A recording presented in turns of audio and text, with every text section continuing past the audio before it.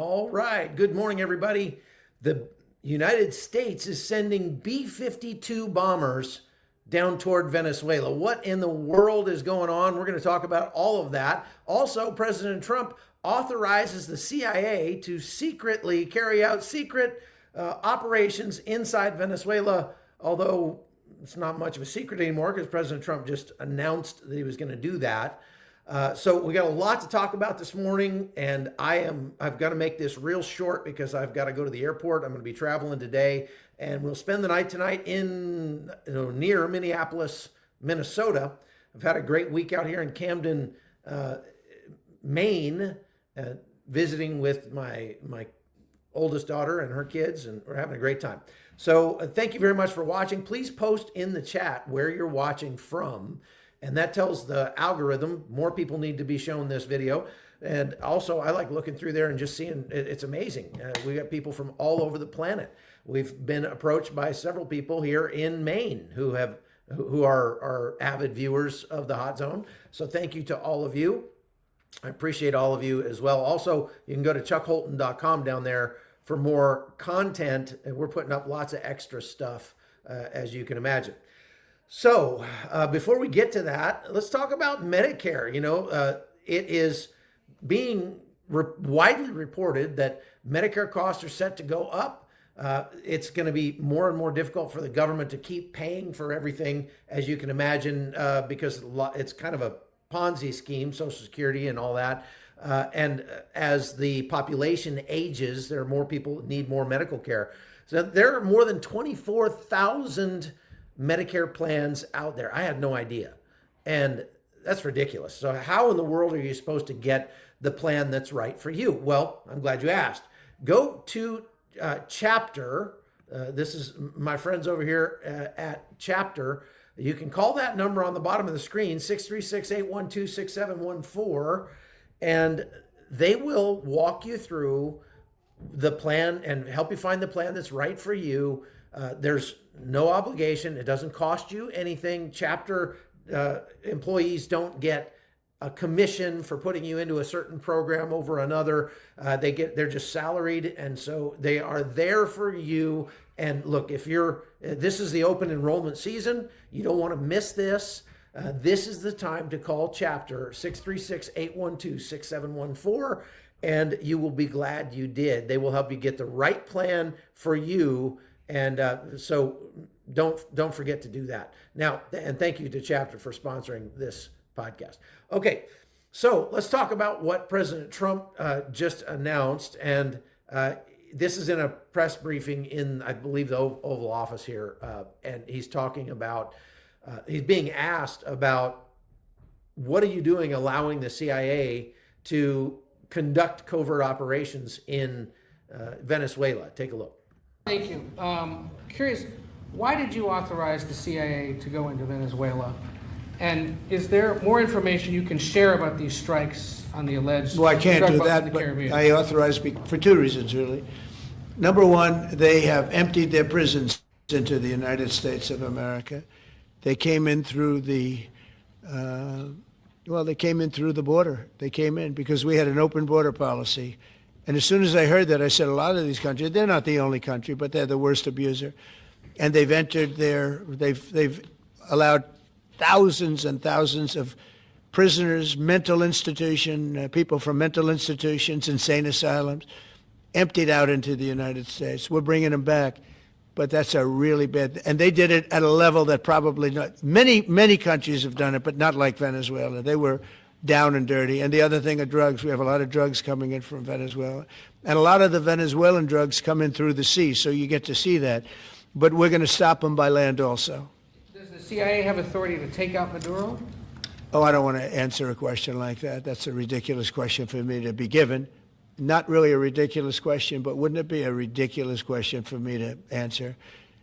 But I think Venezuela is feeling heat, but I think a lot of other countries are feeling heat too. We're not going to let this country, our country, be ruined because other people want to drop, as you say, their worst. They have given us their worst. They've loaded up our country with prisoners, with mentally ill people that are seriously ill, criminally ill, and we're not going to take it. And so, I mean, it's just one of those things. And I can tell you, we've taken care of the sea. There's nobody, and we're watching. We're watching. And if we see it, we'll save it. Yeah, please. So let's put me back up there. So President Trump is completely right there. And that was actually one of the better answers I've heard him give to any question that he's ever been asked. So he pointed out a couple different things. First of all, that it is known that Venezuela has been sending, emptying out their prisons and their mental institutions and sending people to the United States under Joe Biden. I reported extensively on that. I went to the border of Venezuela. I talked to people there who were coming out of hospitals. They showed me photographs of what the hospitals look like in Venezuela, and it looks like a charnel house. I mean, just unbelievably filthy, no working equipment, anything like that. And so just very, very bad situation in Venezuela that led to more than 8 million people, one of the largest human migrations happening in the world right now. 8 million people leaving Venezuela, going, many of them going to the United States. And so obviously in that group, it's much cheaper for Venezuela to not have to deal with their criminals. So they send them to the U.S., not have to deal with their, not just mental patients, but people with medical needs and stuff. So send those up to the United States. We have to treat them in American hospitals. And obviously that incurs large costs on the United States. So President Trump says we're not going to take that anymore. And he is putting his money where his mouth is. Just yesterday, he authorized another strike on not fishing boat, but this is from an earlier strike. This is not the one that happened yesterday. The one that happened yesterday, they struck a semi-submersible, which is a very common way that drug runners use to move drugs across the ocean up to the United States. There is a graveyard of semi-submersibles right offshore of Texas in the Gulf of America, I guess you call it now, that I've reported on before as well. Look, these are not fishing vessels.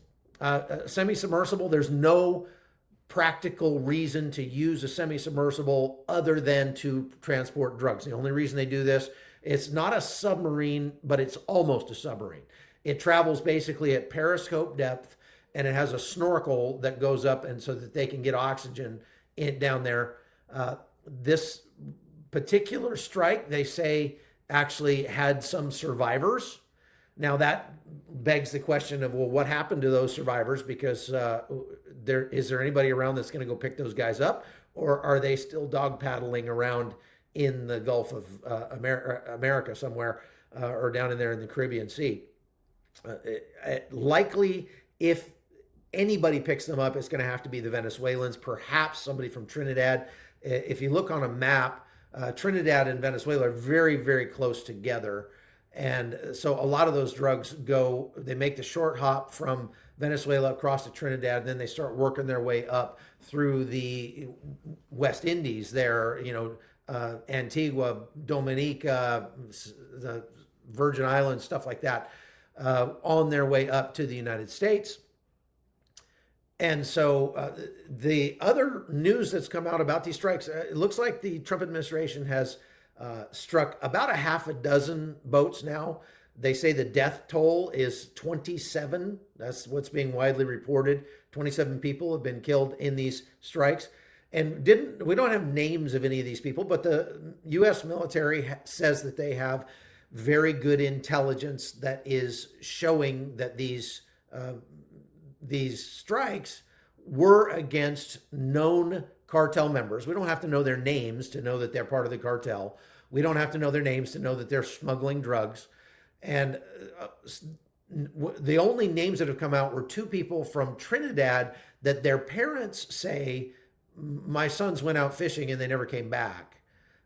And so they don't know for sure that those two guys were among those who were on one of those drug smuggling boats, but it's suspected that perhaps they were. The one family said that their son was working in Venezuela and taking a boat back across to Trinidad when he disappeared, and they haven't seen him for days, and so they're fearing the worst. Again, no confirmation that he was among those, but if he was on a boat that was smuggling drugs, well, you play the game, you take your chances, right? That's just how that works. So President Trump is ramping up the pressure on Nicolas Maduro. And one of the ways he's doing that is by sending B-52 Stratofortress aircraft. This is the flight path yesterday. There were 3 B-52s who flew down from Barksdale Air Force Base in Louisiana to just off the Venezuelan coast and flew a bunch of circles here. You can see how they flew down, and then they just went, there's a bowl of spaghetti right there in that blue, where they just flew around in circles just off the coast of Venezuela. Their call signs were Bunny 1, Bunny 2, and Bunny 3. So very menacing names, obviously, that they chose for those B-52 Stratofortress aircraft. These things are basically some of the most lethal weapons in the U.S. arsenal. They can carry tremendous loads of bombs. Now, are we going to use those against Venezuela? No, we're not. We're not going to be carpet bombing Venezuela at any time ever. I mean, it's just not going to happen. You can see Bunny 01 down there at the bottom. And the other thing is these B-52 Stratofortresses, and I have some video of what they look like here. Turn that audio off. These are massive airplanes. They even have wheels on the wings, because when they're full of fuel, the wings kind of drag on the ground. The fact that we sent those down there is one thing. How do we know this was just a show of force? Because the B-52s left their transponders on, announcing their locations. If they were on a military mission, they probably would not do that. They would have turned those transponders off. And so they clearly identified themselves. Now, after they left the area yesterday, shortly after they left the area, Venezuela scrambled its lone F-16 fighter jet that they have that's still working. They only apparently have one F-16 left that's actually flyable. That thing took off and flew out, to sea a little bit, staying inside Venezuelan territorial waters as I guess you would call it another show of force. That right there is a C-130. It was kind of ridiculous. They send one aging F-16 up against 3 B-52 Stratofortresses. Not that F-16 couldn't inflict some damage, but that Venezuelans wouldn't dare even look like they were going to inflict some damage on the U.S. Air Force, because then those B-52s might actually come over Venezuela and do some harm. That would be an act of war. So this was all a carefully orchestrated dance, political theater, if you will, that was calculated on both sides to show that we're serious and to show that Venezuela is standing up to American aggression, as they say. Diosdado Cabello, which is he's a high-ranking member of the ruling party in Venezuela, he came out and gave a rousing, angry speech and basically made fun of President Trump for authorizing the CIA to come into Venezuela. Take a listen to what he had to say. I translated this from Spanish so you can understand it. But today we would have to thank the United States, because it has formally announced that the CIA is going to start operating in Venezuela and in America. Just imagine, they have formally said it. They are going to send it for the first time. Ah, Maria. They're all laughing. For the first time, okay? They are going to send them to, they had never operated here in Latin America. No, never. I have to say, oh my funny. God, dear. Ask the people of the world and of America what they think when they speak like this, because there is no nation in this America that has not suffered a coup d'etat instigated by the CIA. There is no nation in this America or the assassination of leaders of those nations instigated by the CIA, declassified later. Ask even in the United States itself. So he's, making fun of President Trump for authorizing the CIA to operate in Venezuela as if they hadn't been already. And he has a point there. Obviously, the CIA works all over the world, and they have worked to foment regime change in various different countries, Panama included. And so, he's just saying like, oh, wow, the CIA is now going to finally start operating in Venezuela. That's, kind of humorous, but what does it really mean when President Trump authorizes covert operations in Venezuela? Look, the short version is, if the reporting is right, this means the White House signed a classified, what they call a presidential finding under Title 50 that lets the CIA run covert action in or against Venezuela up to and including lethal force. Covert action is by definition activity that's meant to influence conditions on the ground while hiding U.S. sponsorship. So it's not a declaration of war. It's not supposed to be public. And Congress is only briefed in classified channels on something like this. So for President Trump to come out and announce it is, again, it's more political theater. It's not that he shouldn't have done that. It's that he's using that announcement to put more pressure on Nicolas Maduro. Now, what it authorizes in practice is it authorizes CIA to influence political, economic, or military conditions abroad while concealing U.S. involvement. Lethal force can be part of that if the finding allows it. By law, the president has to issue the finding and notify the intelligence committees, or sometimes what they call just the Gang of Eight. It's not a blank check for assassination. The policy still bars assassination. That prohibition is from the executive order signed by, I believe, Jimmy Carter. It's called Executive Order 12333, where they said we're not going to take out the heads of state. However, in this case, because the true head of state in Venezuela, the elected president of Venezuela, is not Nicolas Maduro. The leaders that were elected in the last presidential election were, Maria Machado and Gustavo, just spaced on his last name. So anyway, as president and vice president, Maria Machado is in Venezuela. She's an opposition figure. She has been terribly persecuted, threatened. Some of her people have been arrested. I think she might have been arrested more than once. And she just won the Nobel Peace Prize. She can't even go to Norway to accept the Nobel Peace Prize.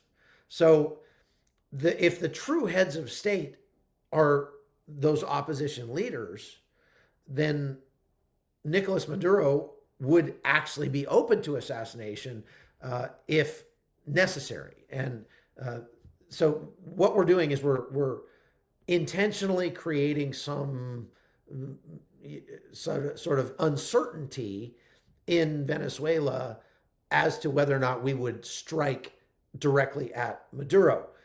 Targeted lethal force historically has been justified under self-defense or armed conflict frameworks, but the no assassination line still exists.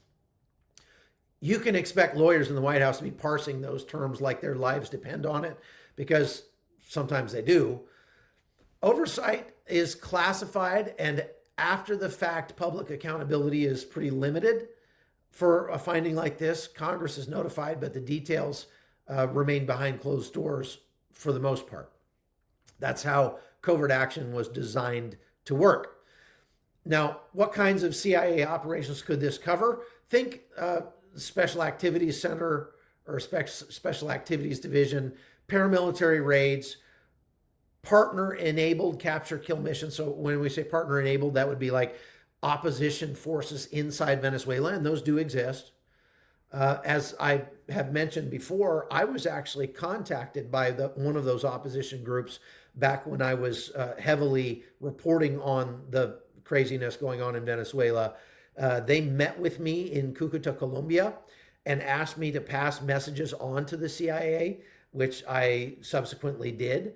And the CIA came back and said, yeah, we know all about that, which I figured they probably did. But they asked me to get involved with helping not the CIA, but the opposition group asked me to get involved by helping them obtain things like radios and weapons and stuff like that. And I was like, absolutely not. I'm a journalist. I can't cross that line.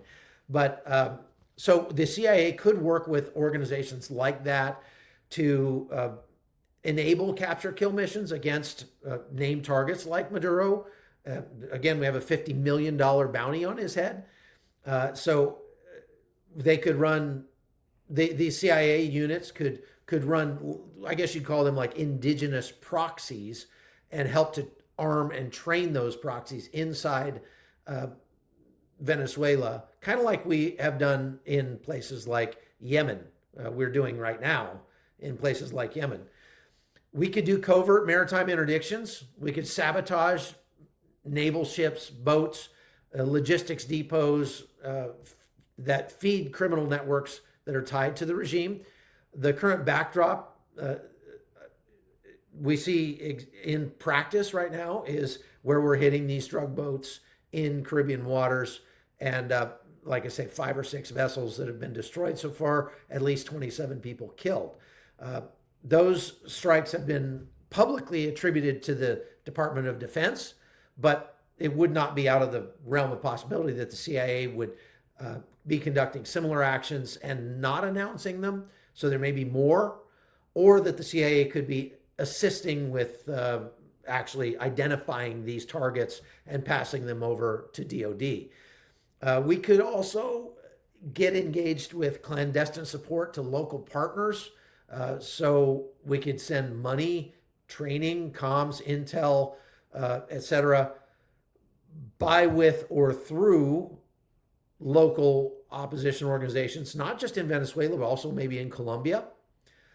And so that's a possibility. Obviously, the CIA could be engaging in cyber operations against the regime, influence operations against the regime, doing what Russia does to us by trying to create division and dissension within the ranks in Venezuela, and then muddy the waters with psychological operations before any kind of kinetic operation would take place. So the statute, it has a pretty broad definition, and it influences conditions on the ground of what we're going to do. It also would allow more aerial reconnaissance measures, what they call ISR, possible covert strikes if air defenses allow, if our assets in the region allow. Historically, when the CIA has legal authority, remotely piloted aircraft have been used under Title 50 rather than Title 10. And what that does is preserve deniability for the CIA. Whether that's because Title 10 they would not be classified. Whether that's feasible against Venezuela's air defenses is a different problem. Venezuela has air defenses from Russia, some more new air defenses, but I think what we've seen from our strikes recently in Iran is that Russian air defenses are no match for American air power. Would they normally need the president's direct permission to use lethal force? Actually, yes. Covert action requires a presidential finding and congressional notification under Title 50. So routine intelligence collection does not, and they've been doing that for years in Venezuela, but that's where the line is drawn. When they start moving into assassinations, then that's a problem. So the reason President Trump likely announced this is to get people running around with their hair on fire in Venezuela and put pressure on the Maduro regime. And actually it's having an effect. We have heard from various sources that Nicolas Maduro has actually been passing messages to the United States via Qatar, offering to step down and go into exile someplace like Turkey if the United States would allow 2 of his top lieutenants to take over. The United States apparently nixed that idea and said, no, we're not going to go for that, because that would essentially leave Venezuela controlled by Maduro, just in absentia, through his top lieutenants. And those two top lieutenants that he named are also being indicted under the drug trafficking, the same drug trafficking indictment that Nicolas Maduro is under as well. So it would just be, taking out Alibaba and leaving the 40 thieves, which obviously is not helpful. So we also see that these moves by President Trump have had an effect in Venezuela because they're mobilizing vast crowds of campesinos with their machetes and telling the United States, look at this, if you come here, there's going to be a machete on every corner. Take a listen to Diosdado Cabello as he gave a speech to this rousing crowd of people holding machetes. Yesterday, a group of brothers from the indigenous peoples, from our indigenous communities were with me, and we need to bring them, you see, because they are experts in silent weapons, which the enemy mocks. I think it's Silent fine. weapons. Let them mock. Later, Okay. they can't ask for time. We will mock. Afterwards, says, hola, there's no point in asking for time because Oh, these anyone are who comes scary. here knows they'll encounter a farmer with a machete in hand anywhere, at any corner, with a rifle of the homeland at any corner. Because today the people's weapons are with the people. The weapons of the nation are in the hands of our people to protect the homeland from any enemy, no matter their name or origin. Yeah, okay. So that's exciting. Obviously, those people don't look real menacing.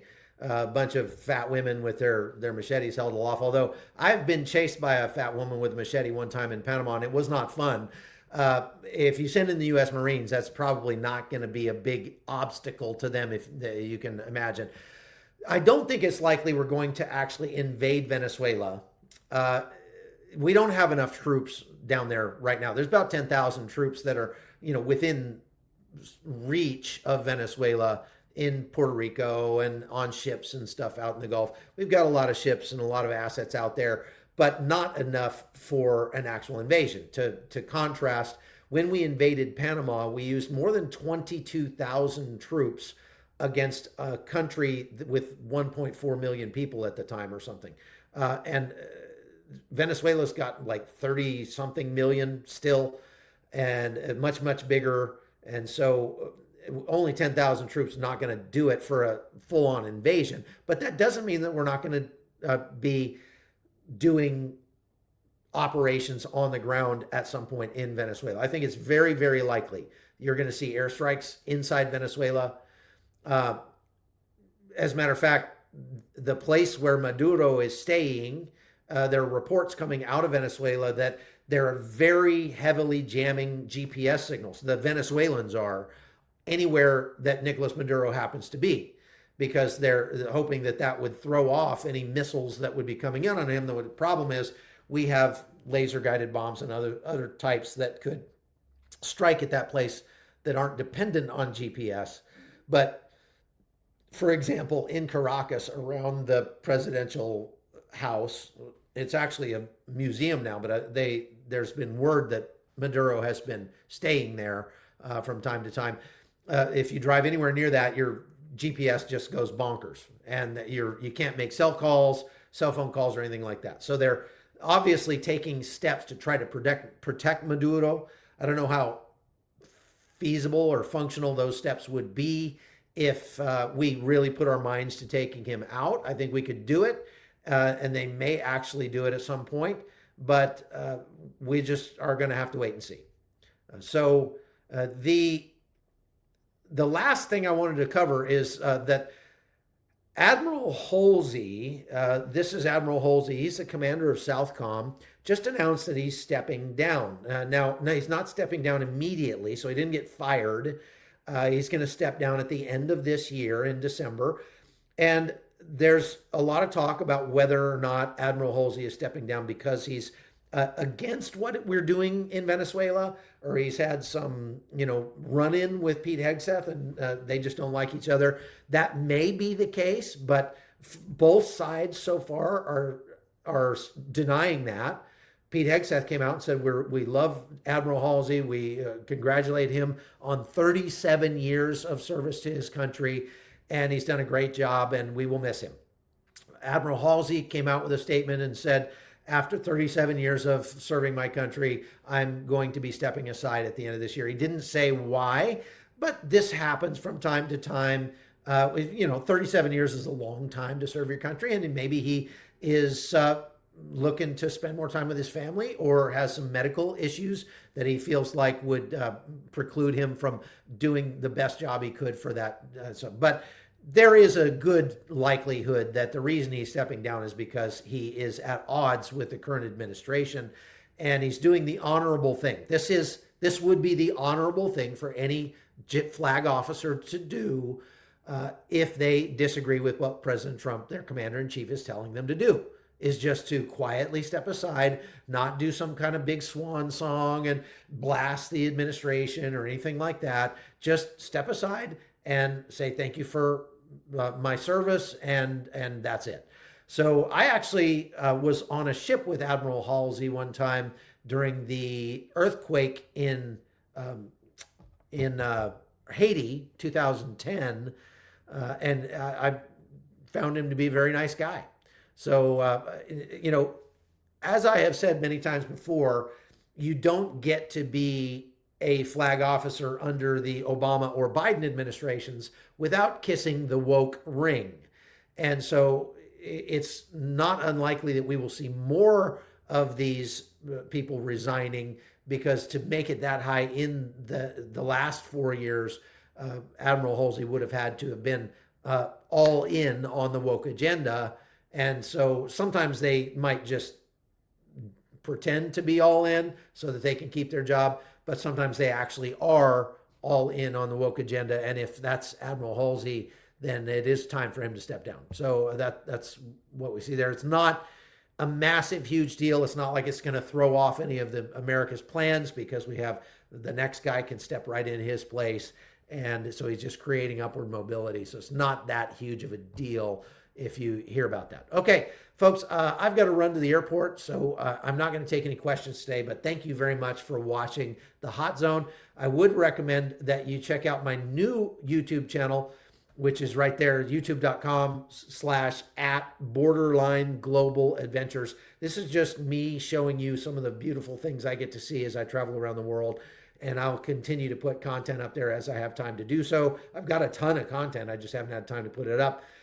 So please go and subscribe to that channel. Also, don't forget to go to chuckholton.com and become a supporter there. We appreciate all of our supporters very much, and we do everything we can to make it worth your while by, making you, giving you lots of extra content. Let me just give one last message before I leave. Folks, I've had several people lately whose annual membership dues have come up over at chuckholton.com, and they see it come through on their credit card and maybe don't know what it is. If you see a $70 charge on your credit card and you're a supporter of chuckholton.com and you supported us about a year ago, that's what it is. Please don't charge back on that. If you want to cancel your subscription, you can just contact us directly, and we will happily cancel your subscription if you can't afford it anymore. Because if you do a chargeback on your credit card, it just costs us another $15 on top of the refund that we give. And we don't dispute those. We'll just go ahead and refund your money, but you don't need to go through your credit card to do it. Please do me a favor. Just kindly contact us. Send a message to info@holtonnews.com, and we'll happily refund your money if you got charged and you didn't want to be. Okay, so God bless you. Thank you very much for watching The Hot Zone. We will see you again next time. Take care.